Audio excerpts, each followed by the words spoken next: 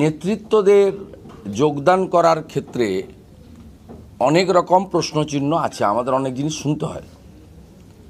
আমি এক্ষেত্রে ক্লিয়ার করে দিই আপনাদের মাধ্যমে, আমাদের সমর্থক ভোটার 21-এর পরে ঘরছাড়া হওয়া কর্মী, 21-এর পরে এবং পঞ্চায়েত ভোটে দুটো মিলিয়ে একটাতে 57, একটাতে 55, প্রায় 112 জন কর্মী 21-এর পরে মারা গেছেন। তার আগেও 100-র বেশি আছে, মোট প্রায় 300-র কাছাকাছি কর্মী 18 থেকে অদ্যাবধি শহীদ হয়েছেন। তা আমি তাদের কাছে ক্লিয়ার করে দিই যে এরা পার্টিতে একেবারেই মোদিজিকে তৃতীয়বারের জন্য প্রধানমন্ত্রী করার লক্ষ্য নিয়ে এসেছেন, পূর্ব শর্ত কোথাও দেননি, যেটা 21-এর আগে জয়েনিংয়ের সময় অনেকেই প্রার্থী পদ বা সরকার এলে আরও কিছু পাবো এই শর্তে বা এই আশায় এসেছিলেন। এটা ক্লিয়ার করে দিচ্ছি আমি, এরা কোনো পূর্ব শর্ত রাজ্যের সভাপতিকে, আমাদের অবজারভারকে, আমাদের ইনচার্জকে বা আমাদের কাউকে দেয়নি। ইতিমধ্যে মাননীয় হেমন্ত বিশ্ব শর্মা আমাদের বিশিষ্ট নেতা, তিনি পশ্চিমবঙ্গে যোগদান প্রক্রিয়ার পার্টির পক্ষে পর্যবেক্ষক আছেন। রাজ্যে মাননীয় রাজ্য সভাপতির অনুমোদন ক্রমে আমাকে কনভেনার করে একটা ছোট্ট যোগদান টিমও করা হয়েছে এবং সেখানে আমরা আলাপ আলোচনার ভিত্তিতে আমাদের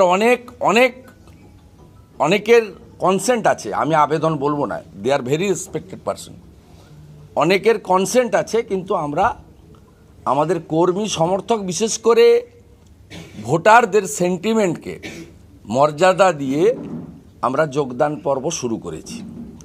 আমি as a leader of opposition, as a convener আমাদের এই লোকসভা নির্বাচনের প্রাককালে জয়নিং টিম, আমি এই 4 জনকে আমাদের পরিবারে, বিজেপি পরিবারে, ভাজপা পরিবারে ওয়েলকাম করছি।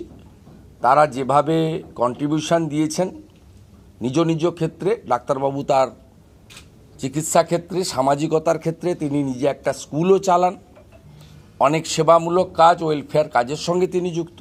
বাকি 3 জন অত্যন্ত টেস্টেড নেতা এবং বিশেষ করে আইনজীবী কৌস্তব বাগচি গত 2-2.5 বছরে যে সমস্ত জ্বলন্ত ইস্যুগুলো হয়েছে, তিনি তার পার্টি লাইনের বাইরে গিয়ে পশ্চিমবাংলার মানুষের সেন্টিমেন্টকে মর্যাদা দিয়ে তিনি কিন্তু তার বক্তব্য রেখেছেন। শুধু নয়, কোথাও কোথাও তিনি সশরীরে এলাকাতেও গেছেন এবং এর জন্য মমতা পুলিশ বা মমতা সরকারের দ্বারা তাকে গ্রেপ্তারও হতে হয়েছে, জামিনও পেয়েছেন এবং তাকে অনেক লিগ্যাল ফাইটও করতে হচ্ছে।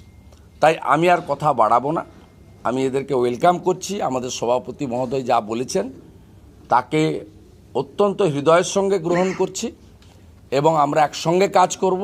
আমাদের এখন লক্ষ্য মোদিজিকে 400-র বেশি আসন দিয়ে আমরা তৃতীয়বারের জন্য প্রধানমন্ত্রী করব এবং আমাদের যশস্বী নেতা গৃহমন্ত্রীর যে টার্গেট, পশ্চিমবঙ্গ থেকে 35টি আসন মোদিজির তৃতীয়বারের টার্মে আমরা দেব এবং বাংলার একটা বিগ কন্ট্রিবিউশন বা ভাগিদার মান্যবর যশস্বী বিশ্বের নেতার 3rd টার্মে থাকবে। সেই কাজে আমরা আগে পিছে, সামনে পিছনে না তাকিয়ে একাগ্রতা চিত্তে লক্ষ্যে অবিচল থেকে আমরা একজন সিনসিয়ার পার্টি ওয়ার্কার হিসেবে একসঙ্গে কাজ করব। এইটুকুই আমার বক্তব্য ছিল। আমি সকলকে ধন্যবাদ জানিয়ে বাকি প্রক্রিয়া আমি আমাদের মিডিয়া ইনচার্জ কনভেনার আছেন তুষারবাবু এগিয়ে নিয়ে যান। সকলকে ধন্যবাদ। সবাই একদিকে না হলে তো পতাকাটা ধরা যাবে, সবাইকে একদিকে আসতে হবে, এদিকে আসতে হবে। হ্যাঁ, নইলে আমরা সরে যাই, আমরা এদিকে চলে আসি। হ্যাঁ, ওরা আপনারা এদিকে, ওটা ধরো। আচ্ছা, এদিকে। হ্যাঁ, Vande Mataram, Vande Mataram, BJP BJP BJP জীবতং, জীবতং জীবতং, বিজেপি বিজেপি।